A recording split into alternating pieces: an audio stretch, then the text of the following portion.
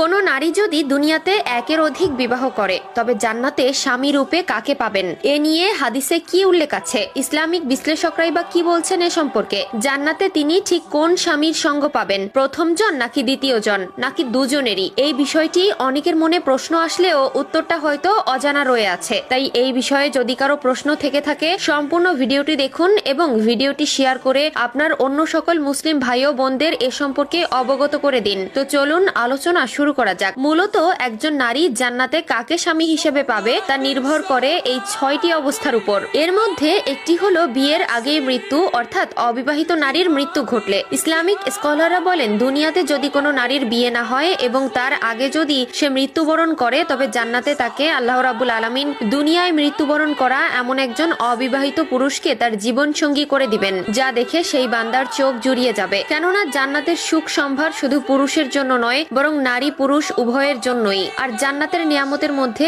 একটি নিয়ামত হলো বিবাহ, আরেকটি অবস্থা হচ্ছে বিবাহ বিচ্ছেদের পরে পুনরায় বিবাহের আগে নারীর মৃত্যু। ইসলামিক স্কলাররা বলেন যদি কোনো জান্নাতি নারী এমন পরিস্থিতিতে পড়ে তবে সে ঠিক আগের বারের মতোই আল্লাহ তাআলা তাকে একটি জীবন সঙ্গী দান করবে। অপর আরেকটি অবস্থা হলো নারী জান্নাতি এবং স্বামী জাহান্নামী। তখন সেই স্ত্রী জান্নাতে প্রবেশের পর অনেক পুরুষ দেখতে পাবেন যারা বিয়ে করেননি কিংবা বিয়ে করেছেন কিন্তু তাদের স্ত্রী জাহান্নামী। তখন সে নারী তার পছন্দ মতো স্বামী হিসাবে একজনকে বেছে নিতে পারবেন। আরেকটি অবস্থা হলো নারী জান্নাতি এবং তার স্বামীও জান্নাতি। যে নারী বিবাহের পর প্রাণ ত্যাগ করেছে এবং তার স্বামীও যদি জান্নাতি হয় সে তাকে তার নিজের স্বামীকেই সঙ্গী হিসাবে পাবেন। কেননা পবিত্র কোরআনে আল্লাহ তাআলা বলেছেন জান্নাতে সানন্দে প্রবেশ করো তোমরা এবং তোমার স্বামী কিংবা স্ত্রীরা। হাদিসে এসেছে হুযায়ফা রাদিয়াল্লাহু তাআলা আনহু তার স্ত্রীর উদ্দেশ্যে বলেন যদি তোমাকে এই বিষয়টি আনন্দ করে যে তুমি জান্নাতে আমার স্ত্রী হিসেবে থাকবে তাহলে আমার পর আর কাউকে বিয়ে করো না, কেননা জান্নাতে স্ত্রী তার সর্বশেষ স্বামীর সঙ্গে থাকবে।